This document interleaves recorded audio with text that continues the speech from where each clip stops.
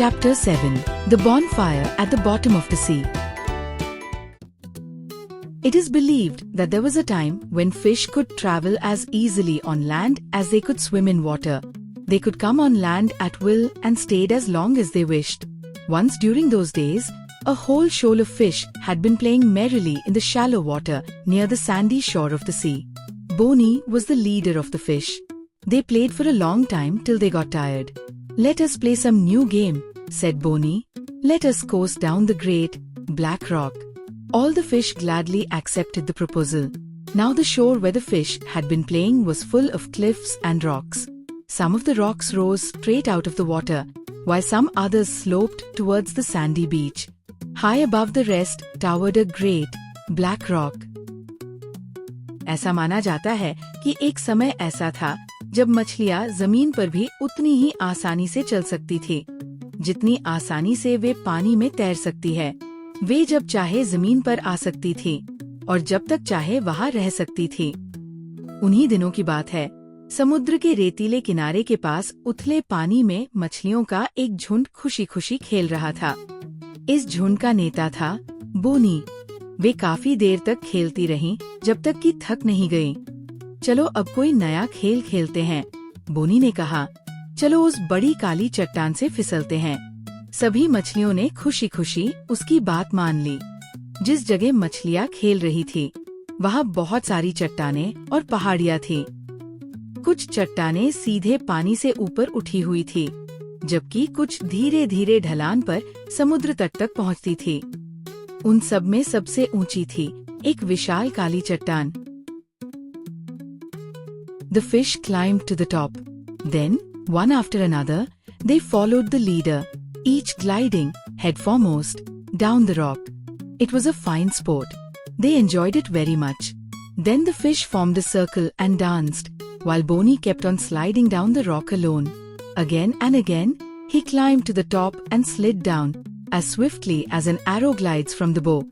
Finally, he turned a somersault at the foot of the rock, and then called to the fish to stop dancing. "It is time to cook our dinner," said Bonnie. He chose a good place for a camp under the trees on the tall cliff. One by one, all the fish climbed to the top of the cliff overhanging the sea. They gathered wood and piled it high at the edge of the cliff. When everything was ready for the bonfire, Bonnie rubbed the sticks briskly together, and soon a spark fell upon the wood. At once, the wood caught fire and the flames leaped upward. Then they put some roots in front of the fire to roast. मछलियाँ उस चट्टान की चोटी तक चढ़ गईं।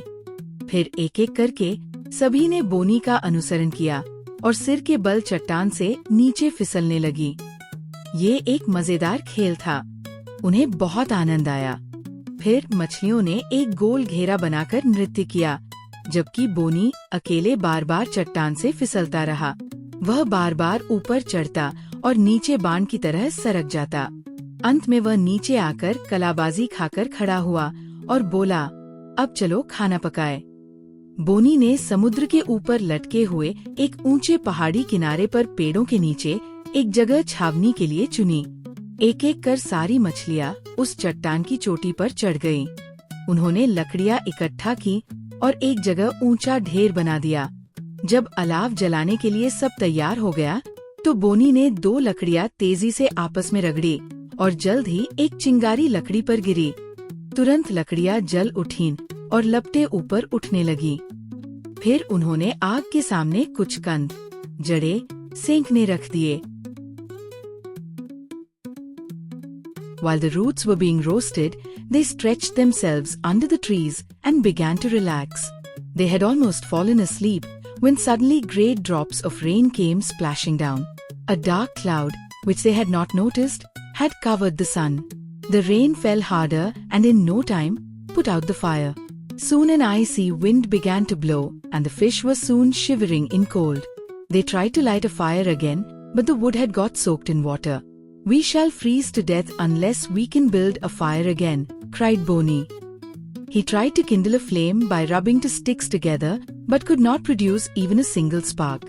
"It is of no use," said Bonnie. "The wood is too wet.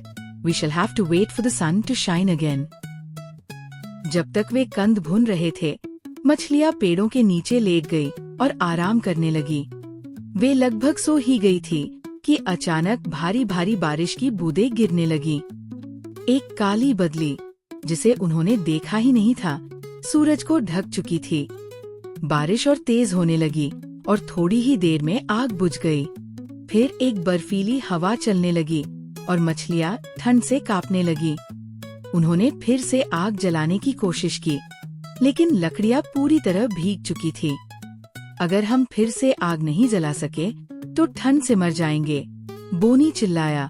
उसने फिर से 2 लकड़ियाँ रगड़कर चिंगारी पैदा करने की कोशिश की, लेकिन एक भी चिंगारी नहीं निकली।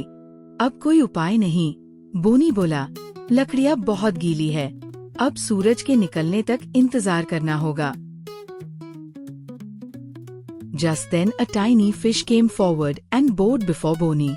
"My father, Flying Fish, is a skilled magician," said he. "He can easily light the fire. Why don't you ask him to kindle the fire?" So Boni called Flying Fish and asked him to light the fire once more. Flying Fish knelt before the smoldering ashes and chanted some magic mantra. Then he fanned briskly with his fins. Soon a tiny thread of smoke curled upward, and a feeble red glow could be seen in the ashes. When the shoal of fish saw this, they crowded close around Flying Fish, keeping their backs toward the cold wind. But Flying Fish told them to go to the other side because he wanted to fan the fire. By and by, the spark grew into a flame, and the bonfire burned brightly. "Bring more wood," ordered Flying Fish. The fish gathered wood and heaped it upon the fire. तभी एक छोटी मछली सामने आई और बोनी को झुककर प्रणाम किया। "मेरे पिता फ्लाइंग फिश एक जादूगर हैं," उसने कहा। "वे आसानी से आग जला सकते हैं। क्यों ना आप उनसे आग जलाने को कहें?" बोनी ने फ्लाइंग फिश को बुलाया और उससे दोबारा आग जलाने को कहा। फ्लाइंग फिश राख के पास घुटनों के बल बैठ गया और कुछ जादुई मंत्र पढ़ने लगा। फिर उसने अपनी पंखों से तेजी से हवा की।